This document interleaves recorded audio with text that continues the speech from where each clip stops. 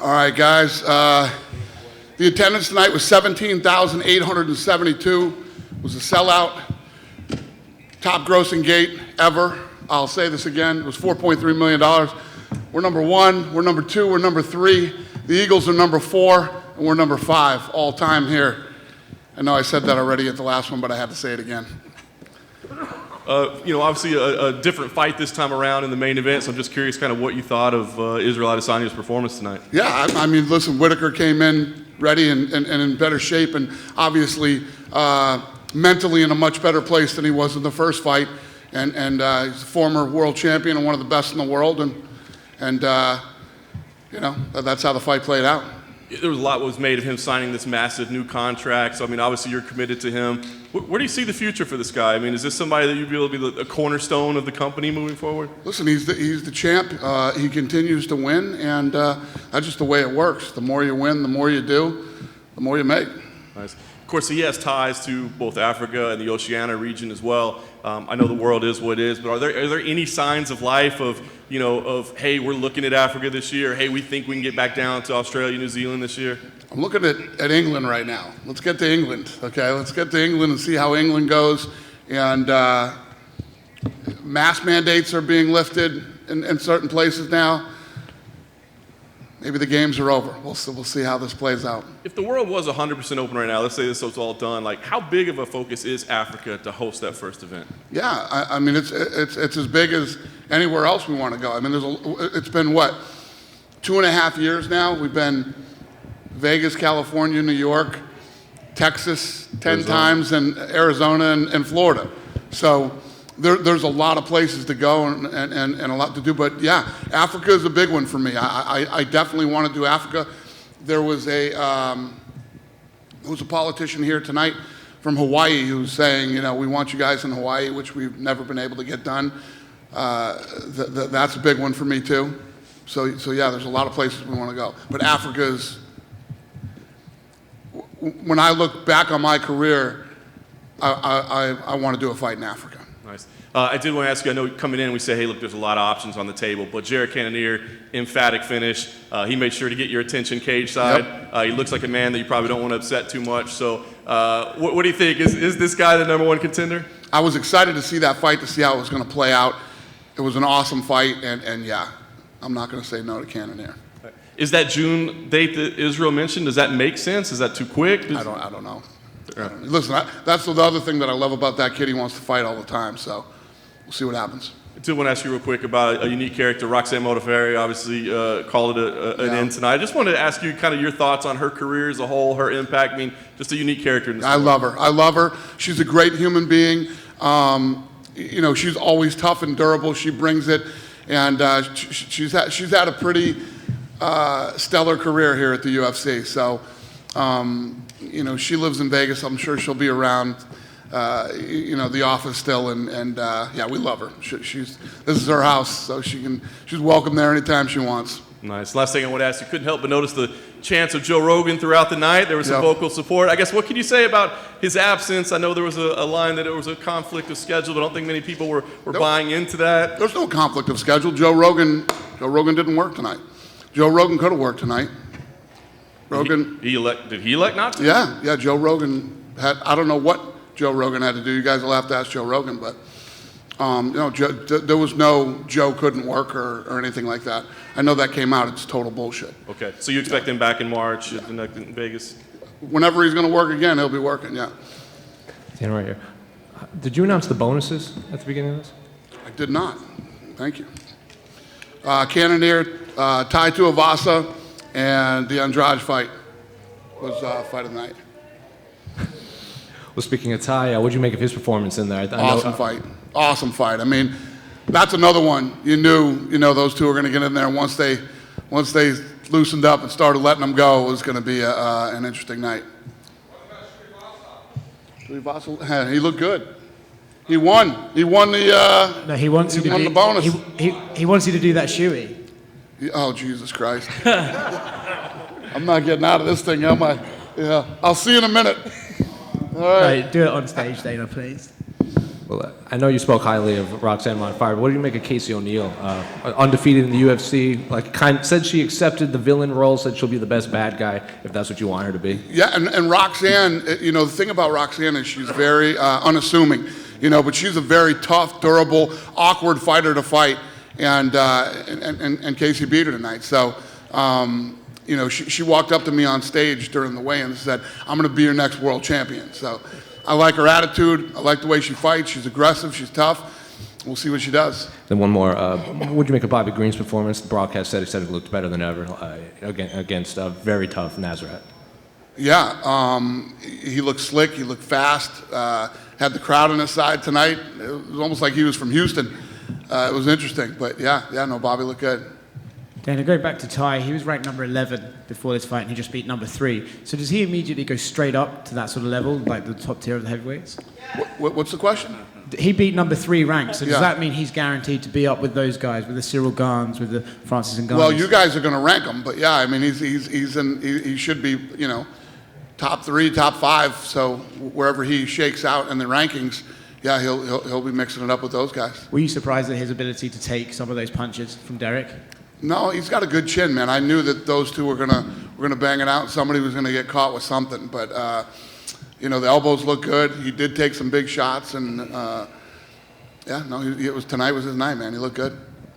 Dana, over here. I'm fascinated to hear your thoughts on, in boxing, this whole heavyweight debacle we've seen over the last couple of weeks, right? I know that that's something that's kind of close to your heart because people won't shut up about Fury versus Ngannou. But what did you make of all of this talk and all of this stuff happening at the top heavyweights? And is that kind of indicative of the problems you've spoken about in the sport? Yeah. I mean, these guys are. The fact that they're even talking about our guys is shows you where it's at.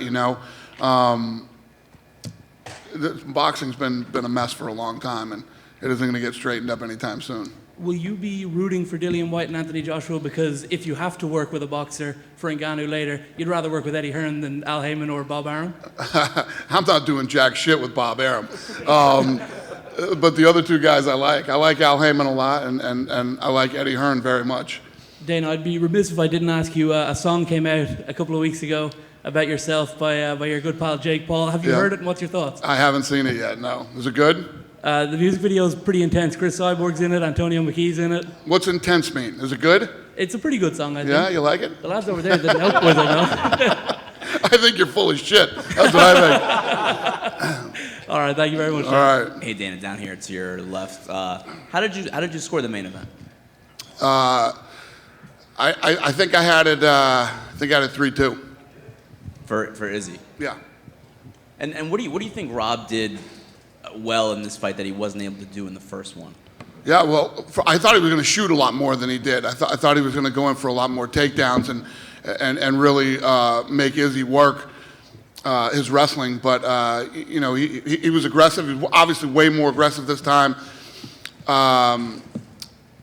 Was able to take the shots that Izzy did hit him with. I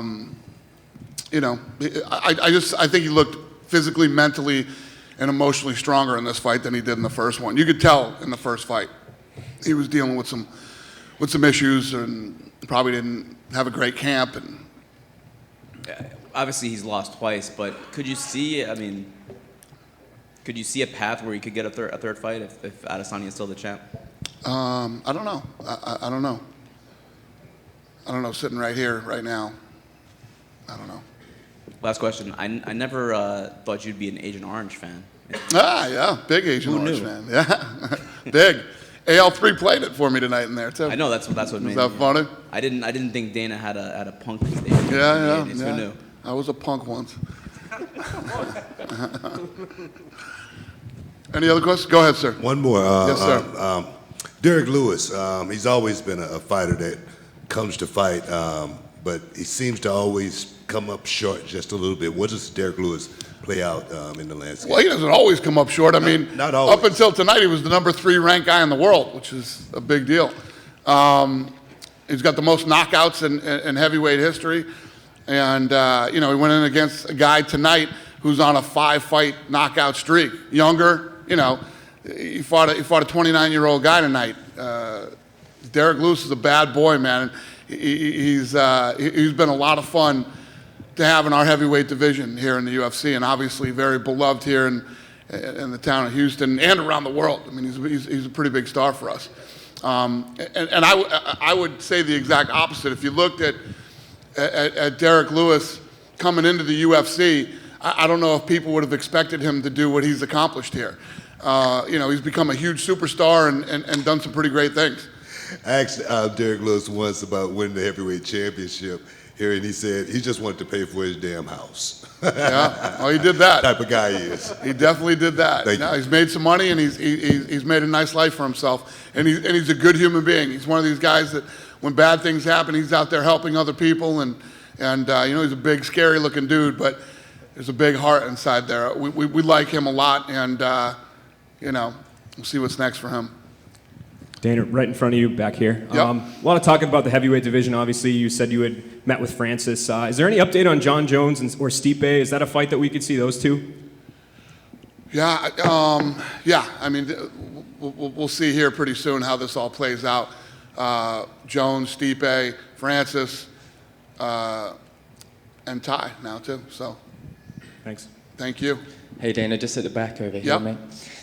We didn't get to see you after 270, and I just wanted to ask you about Brandon Moreno and Davison Figueiredo. I mean, I think nobody would complain if we saw those guys fight on every single pay-per-view. But do you think we'll see a fourth fight?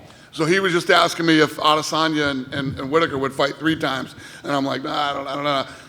I don't disagree with you, man. I mean, that fight for a 4th time, and I don't think anybody would disagree. I don't know. I think the fans want it too. It's crazy. It's one of those freak fights that just works 4 times, 5 times, 10 times. I don't know. We'll see. The bantamweight division as well is on fire at the moment. How impressed were you by Kyler Phillips and Douglas Andrade today? Yeah, no, I mean, the card was great. It was a great night. It was a great night of fights. Everybody. Dana over here. Yep. Houston seems to be a really easy spot to host these events. Do you see us I coming agree back? with you, sir. Do you see us coming back here again this year? I don't know. I don't know if probably. I don't know. We'll see. Again, we'll see. I told you guys a year ago, 2 years ago, whenever I told you, be Texas, Vegas, Florida for a while. So I was right.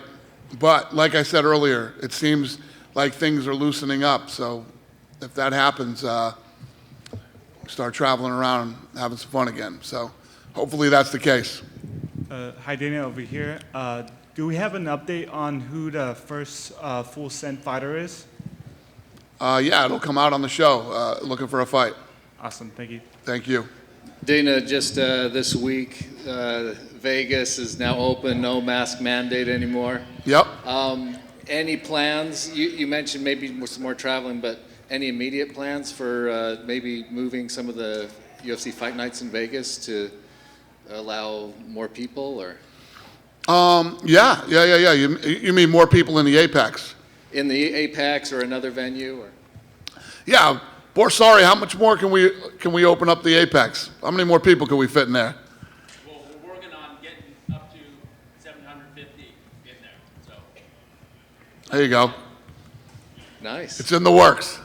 Nice, thank you. All right, buddy. Thank you, guys. Everybody have a safe trip home. Good night.